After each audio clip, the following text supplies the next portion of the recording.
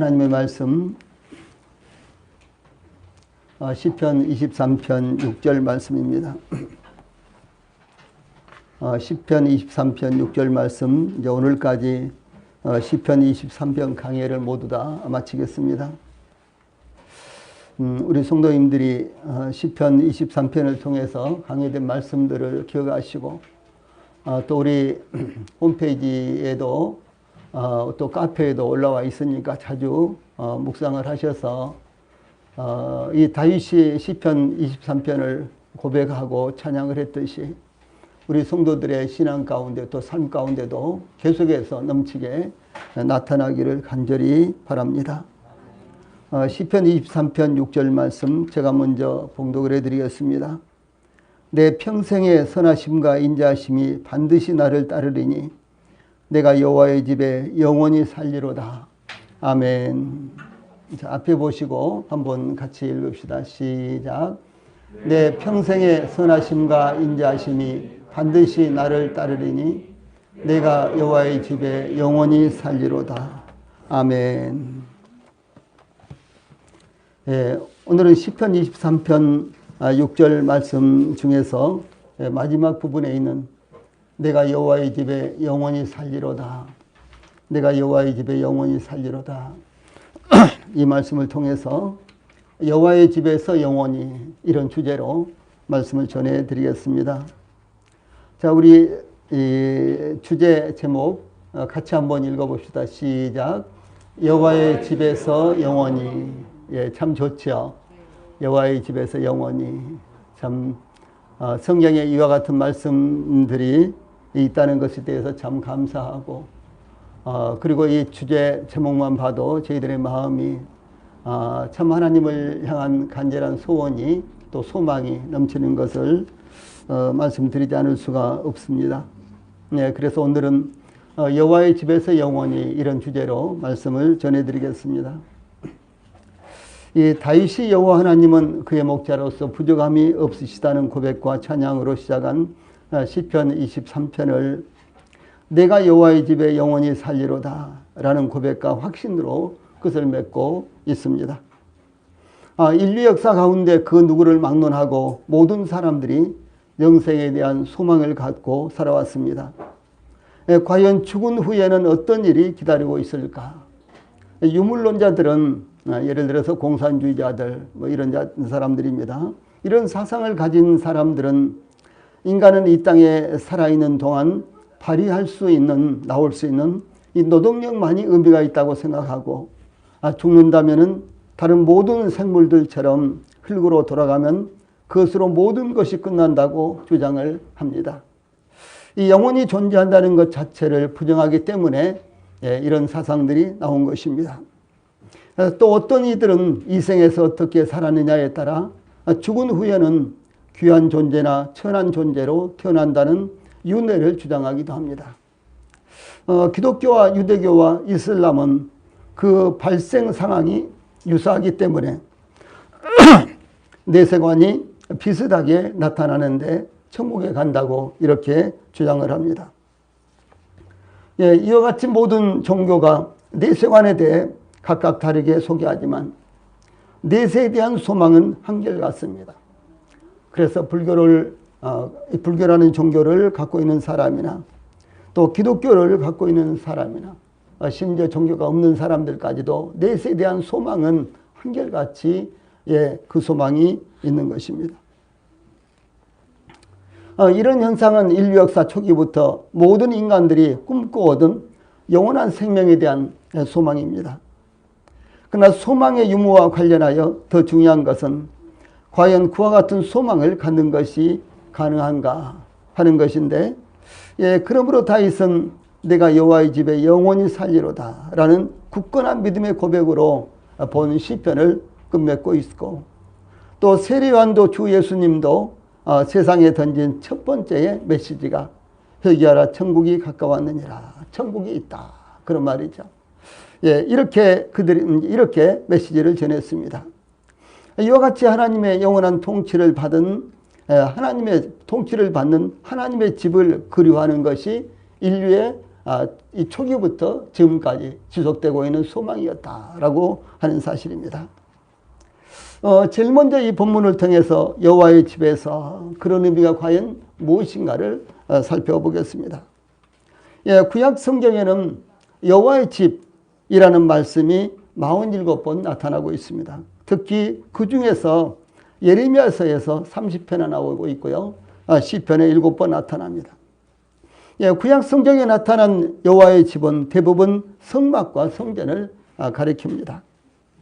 또한 하나님의 집이라는 이와 같은 말씀은 성경에 10번 나타나는데 구약 성경에 7번, 시약 성경에 3번 나타납니다. 예, 그 중에서 시약 성경에 나타난 이 3번 가운데 2번은 교회를 가리키는데 사용되었고, 한 번은 히브리서에서 또 하나님의 집 다스리는 큰 제사장이 계심이라고 기록되어 있는데, 여기서 하나님의 집은 이제 이스라엘을 의미하며 상징적으로는 교회를 가리키는 것으로 사용이 됐습니다. 다윗은 그의 평생에 하나님의 선하심과 인자하심이 반드시 그를 따르므로 내가 여호와의 집에 영원히 살리로다, 이렇게 굳건한 믿음의 확신을 고백하고 있습니다. 이 다윗이 이와 같이 여호와의 집에서 영원히 살겠다는 그의 믿음을 나타낸 것은 당연히 예루살렘 다윗성으로 옮겨 가까이에서 섬기던 성막을 의미하는 것이 틀림이 없습니다. 그러나 성막에서 하나님을 영원히 섬기는 것을 나타내는 것만이 아니라 하나님의 임재 안에서 영원히 하나님과 친교를 나누겠다는 뜻으로 고백하고 있는 것입니다. 이 부분이 참 중요합니다. 단지 성막이라는 이와 같은 이 성막이라는 이와 같은 것만을 의미하는 것이 아니라, 예, 하나님의 임재 가운데서 내가 하나님을 영원히 찬양하며 하나님을 섬기겠다, 이와 같은 의미가 이 속에 담겨져 있다라고 하는 것입니다. 만약 육체적으로 성막에서 하나님을 섬기는 것을 그것만을 의미한다면 방향을 의미하는 전치사 뭐뭇으로가 사용됐을 것인데, 그러나 본문에서는 뭐뭇 안에라는 이와 같은 의미를 가진 전치사를 사용하므로 다윗은 하나님과의 깊은 교제에 대한 확신을 나타내고 있는 것입니다. 그러므로 인간으로서 다윗이 하나님과의 영원한 교제 안에 거하겠다는 의미는 무엇일까? 그것은 바로 하나님을 섬기며 하나님과 그 은혜를 묵상하면서 하나님과의 보다 더 깊은 참되고 깊고 실질적인 영적 교제의 세계에 들어가는 것을 의미를 하는 것입니다. 구체적으로 언제나 진심으로 하나님을 사모하면서 성전 예배에 동참하며 종말론적으로 완성될 하나님께서 친히 다스리실 하나님의 나라를 대망하는 것을 다윗은 여기 본문에서 내가 여호와의 집에 영원히 살리로다, 이렇게 고백을 하고 있다는 사실이죠. 이 다윗이 하나님과의 이 교제를 얼마나 사모했는지 다윗이 기록한 시편들이 증가하고 있습니다. 시편 27편 4절에는 내가 여호와께 청하였던 한 가지 일 곧 그것을 구하리니 곧 나로 내 생전에 여호와의 집에 거하여 여호와의 아름다움을 앙망하며 그 전에서 사모하게 하실 것이라. 다윗이 얼마나 여호와 하나님과의 이 교제를 원하고 사모하고 있었는지를 표현한 것입니다. 또 시편 63편 1절로 4절 말씀에는 아래에 있는 말씀 같이 읽어봅시다. 시작. 여호와여 주는 나의 하나님이시라. 내가 간절히 주를 찾되 물이 없어 마르고 황폐한 땅에서 내 영혼이 주를 갈망하며 내 육체가 주를 앙모하나이다.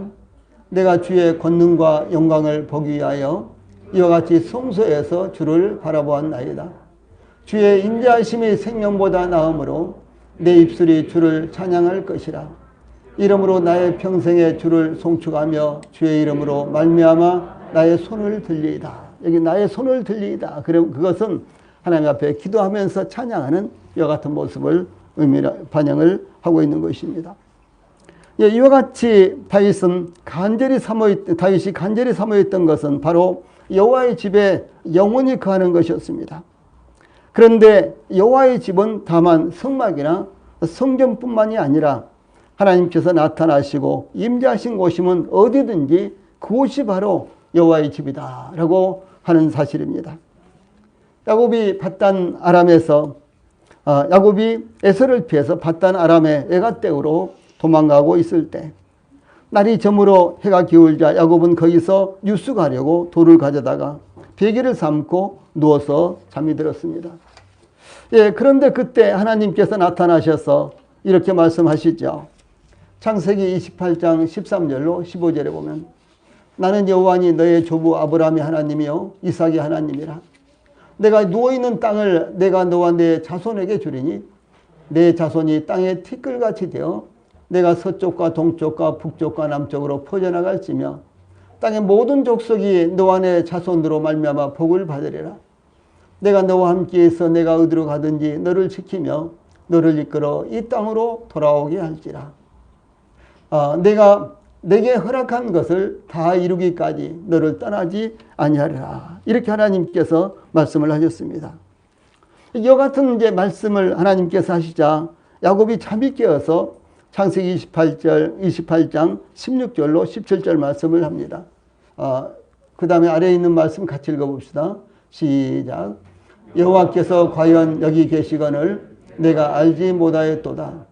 이에 두려워하여 이르되 두렵도다. 이곳이여 이것은 다름 아닌 하나님의 집이요 이는 하늘의 문이로다. 이렇게 고백합니다. 그래서 야곱은 이 베개로 삼았던 돌을 세우고 거기 기름을 붓고 그곳 이름을 베델 즉 하나님의 집이다. 이렇게 명명을 하죠. 그래서 하나님께서 나타나신 곳, 하나님의 임재가 있었던 곳, 그곳이 바로 하나님의 집이며 그곳에서 하나님을 섬기면서 하나님과 교제할 수 있는 곳, 그것이 바로 여호와의 집이요 하나님의 집이다 라는 사실을 성경은 이렇게 증거하고 있습니다. 이와 같이 하나님께서 나타나시고 임재하신 곳이면 거기가 바로 하나님의 집인 것입니다. 하나님께서 나타나시고 임재하신 곳이 성막이든 성전이든 광야든 이 산골이든 거기가 하나님의 집이며 하나님께서 임재하시기 때문에 그곳에서 하나님께 예배 드릴 수 있으며 교제가 이루어지는 것이다 라는 사실입니다. 그러므로 다윗은 증거하기를 사울왕을 피해 도망을 다니면서 광야에서도 숯불 속에서도 요새에서도 하나님께 예배하고 기도하며 교제를 했습니다. 그러므로 다윗이 내가 여호와의 집에 영원히 살리로다. 즉 영원히 여호와께 예배하고 교제하리라 이렇게 증거하고 있는 것입니다. 그러므로 저희들도 우리 성도들도 동일하게 하나님께서 나타나시고 임재하신 곳에서 하나님께 예배하고 하나님과 깊은 교제의 시간과 삶을 가져야 되는 것입니다. 거기가 가정일 수도 있습니다. 혹은 일터일 수도 있습니다. 뿐만 아니라 이제 저 길을 걸어가는 이와 같은 순간일 수도 있습니다. 그러나 하나님께서 그곳에 나타나시고 그곳에서 하나님께서 우리 성도들에게 임재하셨다면 그것이 바로 하나님의 집이요 여호와의 집으로서 하나님께 예배드리고 하나님과 교제할 수 있는 하나님의 집이다 라는 사실을 말씀하고 있는 것입니다. 두 번째로 본문을 통해서 여호와의 집에 영원히 이런 말씀을 통해서요 영원한 삶을 말씀하고 있습니다. 우리말 성경에서는 6절이 내 평생의 선하심과 인자심이 반드시 나를 따르리니 내가 여호와의 집에 영원히 살리로다 이렇게 번역이 됐는데 영어 번역본에서는 내 평생의 선하심과 인자심이 반드시 나를 따르리니와 내가 여호와의 집에 영원히 살리로다. 이 사이에 그리고 엔드가 이렇게 붙어 있습니다. 이 본문에 있는 것처럼요. 내 평생의 선하심과 인자심이 반드시 나를 따르리니 그리고 그 가운데 그리고 내가 여호와의 집에 영원히 살리로다. 이렇게 번역이 되어 있는 거예요. 이렇게 번역이 되어 있는 것이 원문상으로도 맞습니다. 그래서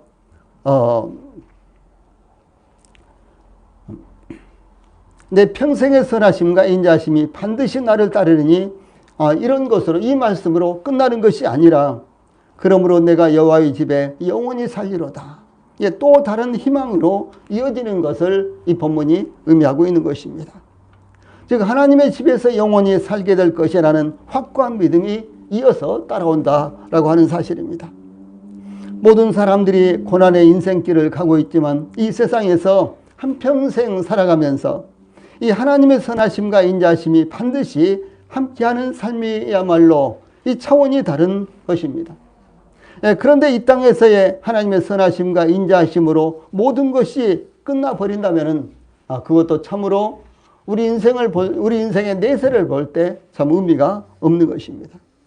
그러나 그것으로 끝나는 것이 아니라 하나님의 집에서 영원히 살게 되는 예정된 미래를 바라보며 그것으로 소망을 삼고 살아가는 것은 전혀 다른 삶이 된다라고 하는 것입니다.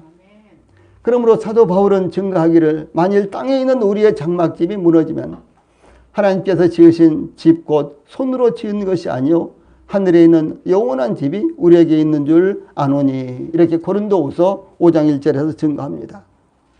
그런데 우리의 장막집 즉 우리의 육체의 집이 무너지면 손으로 지은 것이 아닌 하나님께서 지으신 하늘에 있는 영원한 집이 우리에게 있는 것을 알고 있다. 사도 바울은 이렇게 증거하고 있습니다.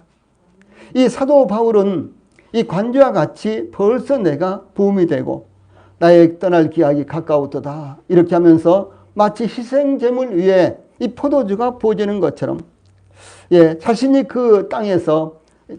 땅에서 이제 떠날 때가 가까이 왔다 이렇게 증거를 하고 있었다. 다시 말해서 나의 장막집에서 내가 떠날 때가 가까이 왔다 이렇게 증거하고 있는 것입니다. 우리의 장막집이 이 땅에서 얼마나 오래 지속됩니까? 우리의 장막집은 임시형, 이동형으로서 아무리 잘 지어도 100년을 견디기가 어렵습니다. 그렇죠. 건강하더라도 잘 나가더라도 그것이 100년을 견디기가 어려운 것입니다. 모세는 우리의 모든 날이 주의 분노 중에 지나가며 우리의 평생이 순식간에 다하였나이다. 우리의 연수가 70이여 강건하면 80이라도 그 연수의 자랑은 수고와 슬픔뿐이요 신속히 가니 우리가 날아가나이다. 이렇게 증거하고 있습니다. 최근에 타기한 이건희 삼성 회장도 78의 세상을 떠났습니다. 그분이 부족한 것이 뭐가 있겠습니까? 그분이 할 수 없는 것이 무엇이 있겠습니까? 그러나 우리의 장막집을 우리가 아무리 잘 지어도 100년을 넘기기가 힘들다라고 하는 사실입니다. 그러므로 모든 사람이 영원한 삶을 소망한다는 것은 지극히 당연한 것이지만 모든 사람들이 어느 날 갑자기 원하지 않는 죽음을 맞이해야 하는 것이 현실입니다. 심지어 대부분 자신이 죽는다는 것조차 모르고 죽는 것이 일반적입니다. 그런데 사도 바울은 자신의 죽음에 대해서 고린도후서 5장 6절로 8절에 보면 그러므로 우리가 항상 담대하여 머물러 있을 때에는 주와 따로 있는 줄을 아노니 우리가 담대하여 원하는 바는 차라리 몸을 떠나 주와 함께 있는 그것이라 이렇게 증가하고 있습니다.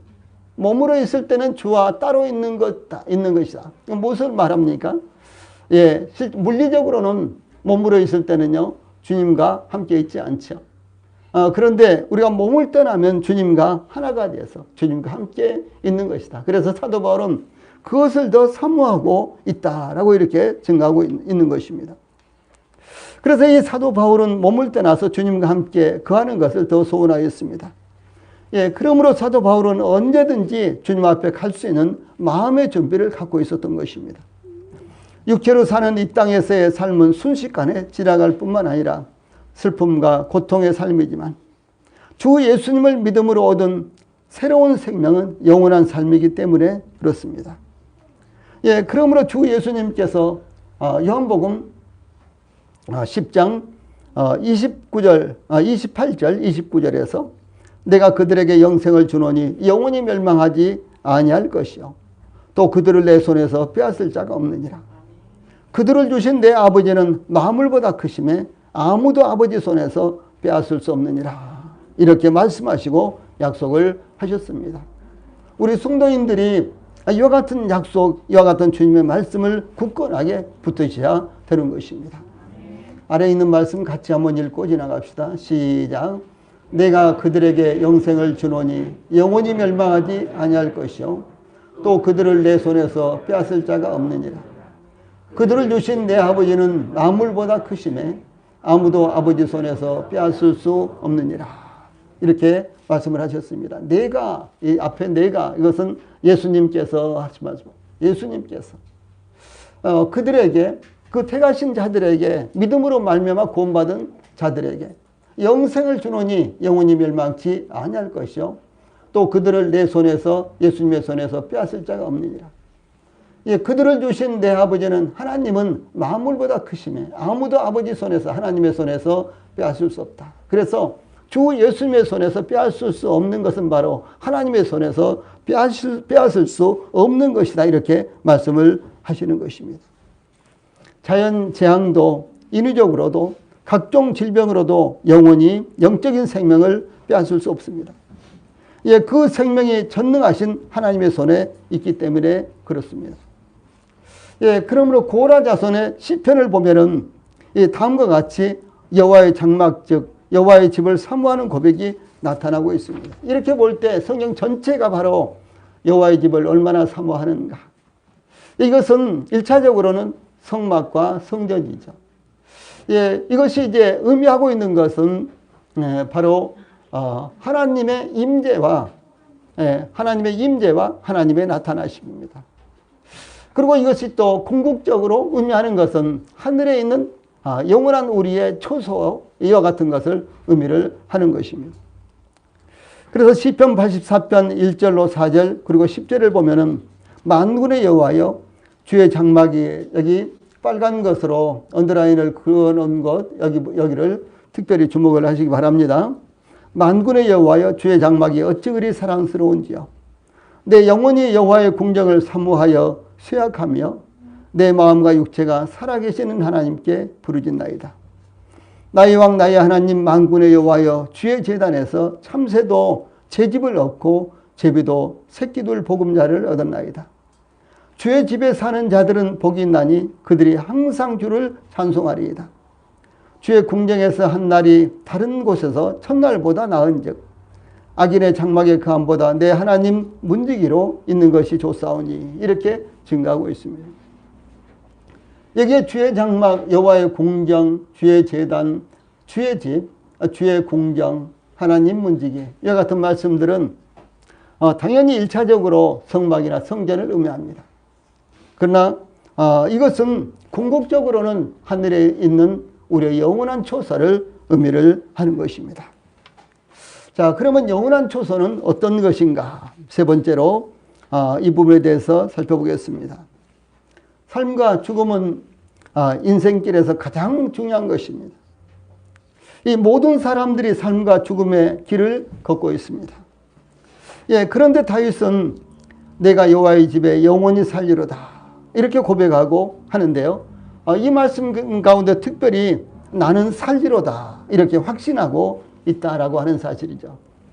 예, 이와 같은 확신은 단지 자기의 생각으로 이루어진 것이라면 아무런 의미가 없는 것입니다. 그렇죠. 그러나 하나님의 말씀을 믿는 믿음으로 말미암아 이와 같은 확신이 나왔다고 한다면 그것은 영원한 것이며, 또 하나님께서 말씀하시고 약속하셨기 때문에 그 하나님께서 보장을 해주시는 이와 같은 것이 되는 것입니다. 그래서 다윗이 이와 같이 증거하고 있지만, 다윗은 서로의 마음이 연락이 되어서 한 몸처럼 서로 사랑했던 요나단에게 이렇게 고백합니다. 그러나 진실로 여호와의 사심과 내 생명으로 맹세하노니, 나와 사망의 사이는 한 걸음뿐이니라, 이렇게 죽음의 위기를 느끼고 있다는 것을 고백을 하고 있습니다. 예, 이 말씀의 의미가 무엇인 거는, 다윗은 이 죽음의 의미를 이렇게, 죽음의 그 위기를 이렇게 느끼고 있으면서도, 예, 하나님의 약속으로 말미암아 나는 하나님의 집에서, 여호와의 집에서 영원히 살 것이다라고 하는 이와 같은 확신을 갖고 있다는 사실을 의미하는 것입니다. 말씀드렸던 대로 첫째로 여기에서요, 여호와의 집은 성막이나 성전을 의미합니다. 예, 두 번째로 이 말씀이 상징하는 것은 하나님께서 나타나심, 하나님의 임재 가운데 거하는 것을 의미합니다. 이 세 번째로 궁극적으로 이 말씀이 의미하는 것은, 무엇을 의미하는 것은 하나님께서 우리를 위해서 예배해 두신 영원한 초소를 의미하는 것입니다. 모든 믿는 사람들이 결국은 하나님께서 예비하신 일반적으로 천국이라고 이야기하죠. 그 영원한 천국에 가게 될 것을 의미를 한다라고 하는 것입니다. 이 다윗이 이렇게 증거를 하고 있어요. 밧세바를 통해서 낳은 아이가 하나님의 징계로 인해서 앓게 되자 다윗은 하나님께서 그 아기를 살려주시기를 땅에 엎드려 금식하며 간절히 기도를 했습니다.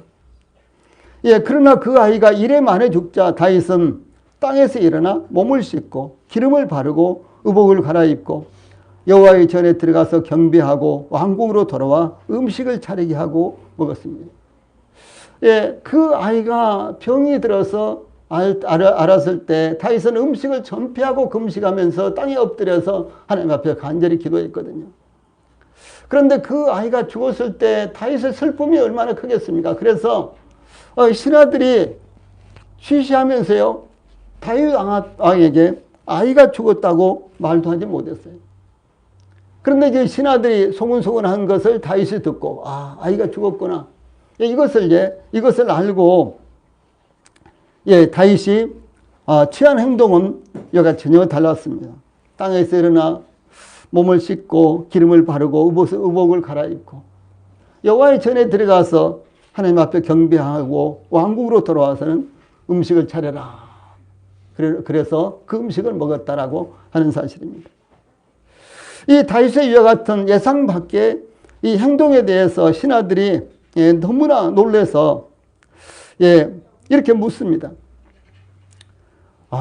아이가 앓고 있었을 때 왕께서 그렇게 하셨는데 아이가 죽었는데 어떻게 왕께서 그렇게 행동을 하십니까? 이렇게 물은 거예요. 그러니까 다윗이 고백하기를 사무엘하 12장 22절로 23절에서 아이가 살았을 때 내가 금식하고 운 것은 혹시 여호와께서 나를 불쌍히 여기사 아이를 살려주실런지 누가 알까 생각함이거니와 지금은 죽었으니 내가 어찌 금식하랴 내가 다시 돌아오게 할 수 있느냐 나는 그에게로 가려니와 그는 내게로 돌아오지 아니하리라 이렇게 대답을 합니다.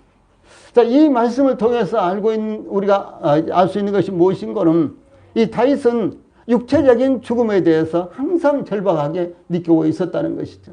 이 아이처럼 나도 이 세상을 떠나게 될 것이다. 언젠가 나도 육체적인 죽음을 당하게 될 것이다. 이것은 모든 사람들에게 피할 수 없는 숙명적인 것이요 일반적인 것입니다. 그러나 하나님을 믿는 성도들에게는 하나님의 백성들에게는 그것으로 끝나는 것이 아니라 내가 여호와의 집에 영원히 거하리로다 라고 하는 이와 같은 확신을 가질 수 있도록 하나님께서 말씀하시고 예비하시고 약속해 주셨다라고 하는 사실입니다. 이와 같이 죽음의 실상에 대해서 잘 느끼고 있었던 다윗이 내가 여호와의 집에 영원히 살리로다 라고 고백하는 것은 육체의 죽음으로 모든 것이 다 끝나는 것이 아니라는 것을 확신하고 있었기 때문에 그렇습니다. 그래서 주 예수님께서도 이렇게 말씀하시죠. 내 아버지 집에 거할 곳이 많도다. 그렇지 않으면 너희에게 일렀으리라. 내가 너희를 위하여 거처를 예비하러 가노니 가서 너희를 위하여 거처를 예비하면 내가 다시 와서 너희를 내게로 영접하여 나 있는 곳에 너희도 있게 하리라. 이렇게 증거하셨습니다. 주 예수님께서 2000년 전에 내가 가서 너희를 위하여 예수님께서 가서 너희를 위하여 거처를 예비하면 내가 다시 와서 이렇게 말씀하신 것은 주 예수님께서는 믿는 자들을 위해서 초소를 예비하시기 위해서 믿는 자들이 영원히 살 수 있는 이와 같은 곳을 장소를 예비하시기 위해서 주 예수님께서 승천하셨다라는 것을 의미합니다. 그러므로 주 예수님께서 다시 오시는 시점은 어느 때예요? 바로 믿는 자들을 위해서 초소가 완성되면 주 예수님께서 다시 오신다라고 하는 사실입니다. 여러분 참 놀라운 말씀입니다. 왜냐하면 주 예수님께서는 천지를 엿새 동안에 창조하셨는데 하나님께서 창조하신 엿새 동안에 창조하신 이 천지 우주 만물은 하나도 문제가 없습니다. 완벽합니다. 그렇죠? 그래서 하나님께서 창세기 1장에 보면 하나님 보시기에 좋았더라 이렇게 말씀하세요. 완벽했다는 것이 하나님의 창조가 조금도 손색이 없이 완벽했다라고 하는 것을 말씀을 하는 것입니다. 그런데 하나님의 백성들을 위해서 초소를 만드시기 시작한 지가 벌써 2000년이 지났습니다. 예.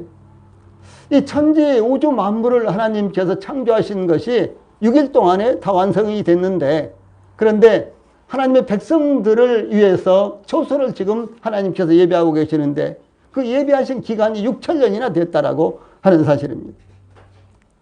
그래서 첫 창조에 속한 우주 만물도 신비스럽기만 합니다. 얼마나 이 우주 만물이 신비스럽습니까? 대부분 미지의 세계입니다. 인간이 밟아보지 못한 땅뿐만 아니라 눈으로도 볼 수 없는 곳이 대부분입니다. 최근에 이 학자들이, 물리학자들이 증거하기를 우주가 1초에 270km 이상 팽창이 되고 있다는 거예요. 여러분, 이거 그냥 숫자예요. 그렇죠? 예, 우리가 알 수 없는 것입니다. 우리는 그 수를 셀 수가 없는 것입니다. 그런데 이 우주가 계속 팽창이 되고 있다, 이런 말은 우리가 들었잖아요. 근데 이 팽창 속도가 1초에 270km 이상 팽창이 되고 있다는 거예요. 예, 어제 그제 난 뉴스입니다. 얼마나 놀라운 것입니다. 그래서 대부분 이와 같은 우주는요, 대부분, 아니 이 지구상에 있는 모든 것들도 대부분 미지의 세계입니다. 인간이 밟아보지 못한 땅뿐만 아니라 눈으로도 볼 수 없는 곳이 대부분입니다. 부산으로 놀러 가자, 가서 구경 좀 하자, 가서 며칠 동안 봐도 대부분 우리가 못 가보죠. 예. 그런데 이 지구상에 얼마나 신비스러운 것들이 정말 많이 있습니까? 우리들의 손이 닿지 않는 것, 아니 아예 닿을 수 없는 것도 수도 없이 많지만은 우리 인간의 발이 닿고 손이 닿는 것이라고 할지라도요, 대부분 다 우리가 직접적으로 볼 수 없고 가볼 수 없는 것이 대부분입니다. 최근 발견된 바에 의하면은 최근 발견된 바에 의하면요, 지구는 단 하나의 달을 갖고 있죠. 달이라는 위성을 갖고 있는데 반해서 목성은 79개의 위성이 있다고 발견됐습니다. 그런가 하면 토성은 이 태양계의 행성 가운데 이 토성은 가장 많은 위성을 갖고 있는데 그 위성의 수가 무려 82개라고 이렇게 밝혀졌어요. 아무튼 저 토성 뒤에 있는 것 아직 우리가 사진을 찍지 못해 가지고 아마 발견되지 않은 것들도 또 많이 있을 거예요. 그렇죠? 왜냐하면 계속해서 발견해 나가니까. 그리고 현재까지 발견된 것이 토성의 달은요, 82개라고 이렇게 발견됐습니다. 달 하나로도 아름다운데 달이 82개라니. 얼마나 아름답고 그야말로 신비스럽겠습니까? 지난 10월 31일 미국의 민간 우주탐사 연구기관에서 화성과 목성 사이에 이 소행성대, 거기는 이 행성들이 많이 이렇게 있습니다. 근데 이 소행성대에 위치한 16 사이키라고 이름을 붙인 지름 225km의 거대한 소행성이 발견되는데, 그러니까 지름이 225km니까 굉장히 큰 거죠. 그렇죠. 이런 행성, 이런 행성은 보통 일반적인 이렇게 태양계 안에 있는 행성들 가운데도 이런 행성이면 굉장히 큰 것에 속합니다. 이런 행성이 최근에 발견이 됐어요. 그런데 이 소행성은 얼음이나 암석이 아닌 막대한 가치의 철과 니켈, 이 광물로 구성이 되어 있다, 이것이 확인이 되었습니다. 그런데 그 광물은 지구촌 전체 GDP가 1년에 142조 달러예요. 지구촌에 있는 모든 인간들이 이렇게 만들어내는 거, 생산해내는 그 GDP 이 생산하고 있는 것이요, 총 142조 달러인데 거기에 7만 배에 해당되는 이와 같은 광물로 이루어진 별이에요. 여러분 상상을 해보세요.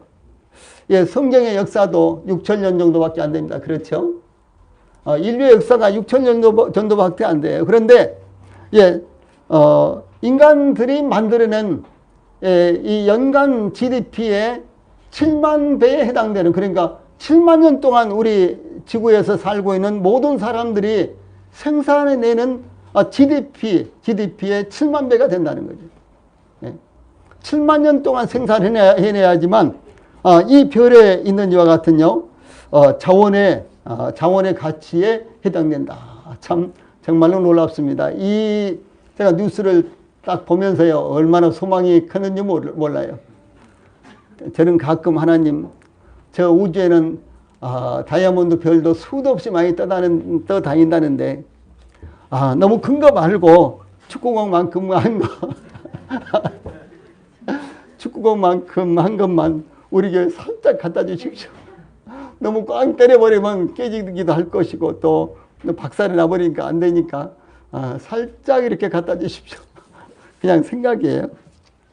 그런 생각을 했는데 아니 이 16 사이키라고 하는 이 별은 지구 GDP의 7만 배에 해당된다니까 이것은 숫자로는 도저히 계산이 안 되는 이런 별도 있다라고 한 것입니다. 그런데 이 별이 태양계 안에 있으니까 그렇게 멀리 있는 것도 아니에요.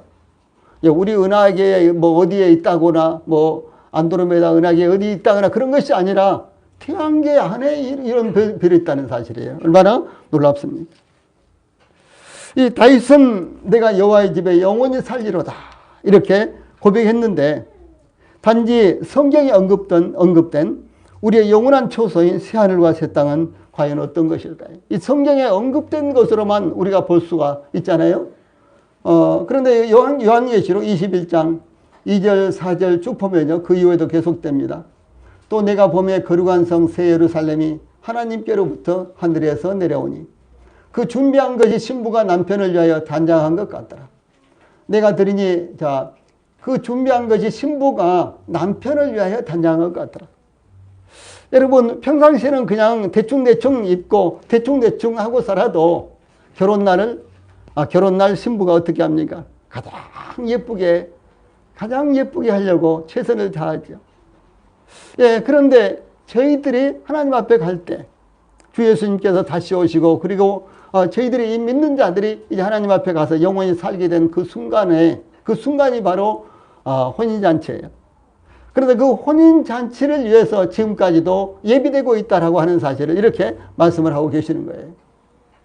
그 다음에 3절부터 내가 들으니 보좌에서 큰 음성이 나서 이르되 보라 하나님의 장막이 사람들과 함께 있으며 하나님이 그들과 함께 계시느니 그들은 하나님의 백성이 되고 하나님은 친히 그들과 함께 계셔서 모든 눈물을 그 눈에서 닦아주시니 다시는 사망이 없고 애통하는 것이나 고가는 것이나 아픈 것이 다시 있지 아니하리니 처음 것들이 다 지나갔음이라. 또 요한계시록 21장 10절 11절에서는 성령으로 나를 데리고 그 높은 산으로 올라가 하나님께로부터 하늘에서 내려오는 거룩한 성 예루살렘을 보이니 하나님의 영광이 있어 그 성의 빛이 지극히 귀한 보석 같고 벽옥과 수정 같이 막더라. 이렇게 증가하고 있습니다. 또 요한계시록 21장 23절에서는 그 성은 해나 달의 비침이 쓸데없으니 이는 하나님의 영광이 비치고 어린 양이 그 등불이 되심이라. 그 다음에 요한계시록 22장 1절 2절 말씀 밑에 있는 말씀 같이 읽읍시다. 시작. 또 그가 수정같이 맑은 생명수의 강을 내게 보이니 하나님과 및 어린 양의 보좌로부터 나와서 길 가운데로 흐르더라. 강 좌우에 생명나무가 있어 12가지 열매를 맺되 달마다 그 열매를 맺고 그 나무 잎사귀들은 만국을 치료하기 위하여 있더라. 모든 것을 갖춘 최고의 환경으로 준비된 이와 같은 저희들이 영원히 살게 될 새 예루살렘 그리고 새하늘과 새 땅을 이렇게 말씀하고 있습니다. 하나님께서 하나님의 택하신 백성들을 위해서 믿음으로 구원받은 하나님의 자녀들을 위해 예비하신 영원한 초소는 그야말로 우리의 상상을 초월하는 이와 같은 것들입니다. 주 예수님께서 믿는 자들이 가게 될 영원한 초소에 대해서 나사로와 부자의 비유를 통해서 조금 이렇게 보여주신 것이 나타납니다. 누가복음 16장 19절로 26절에는 여기에 조금만 보여주세요. 우리 믿는 자들이 하나님 앞에 가서 어떻게 살게 될 것인가, 그 다음에 믿지 않은 사람들은 어떻게 될 것인가, 이런 부분에 대해서 이 비유가요, 비유라고도 말하고 한편으로는 이 비유는 사실이다, 뭐 이렇게도 이제 증거하는데, 어떻든 간에 이 말씀을 통해서 저희들에게 조금 보여주십니다. 자, 우리 같이 한번 읽어봅시다. 누가복음 16장 19절부터 시작. 한 부자가 있어 자색 옷과 고운 베옷을 입고 날마다 호화로이 즐기더라. 그런데 나사로라 이름하는 한 거지가 헌데 투성이로 그의 뒷문 앞에 버려진 채 부자의 상에서 떨어지는 것으로 배불리려 하며 심지어 개들이 와서 그 온대를 핥더라.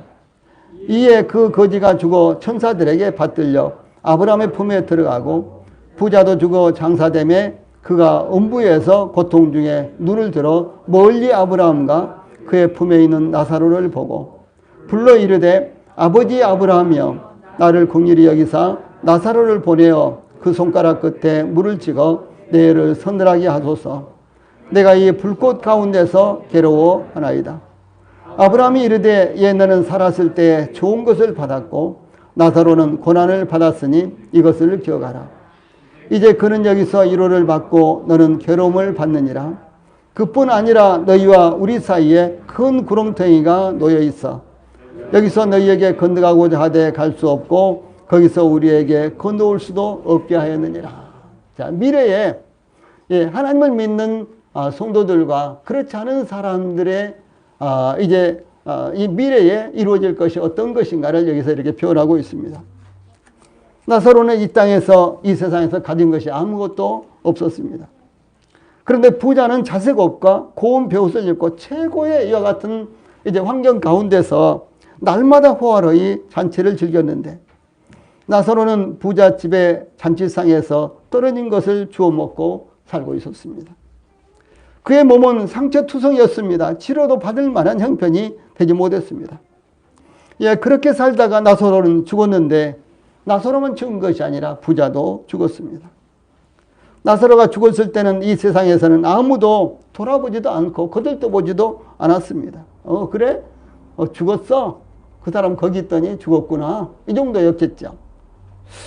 나사로가 죽자마자 그런데요. 나사로가 죽자마자 천사들에게 받들려 아브라함의 품에 낙원에 들어갔다라고 이렇게 증가하고 있습니다. 그런데 부자가 죽었을 때는 오지 말라고 해도 수천 명의 문상을 찾아왔을 것입니다. 그렇죠. 이번에도 오지 말라. 가족장으로 조용히 치르겠다. 그런데도 수천 명이 그것도 특별히 수천 명이 찾아갔죠. 만약 개방을 했더라면 열흘 동안 개방을 해도 아마 부족했을 것입니다. 그렇죠. 시청 앞이나 강화문에 또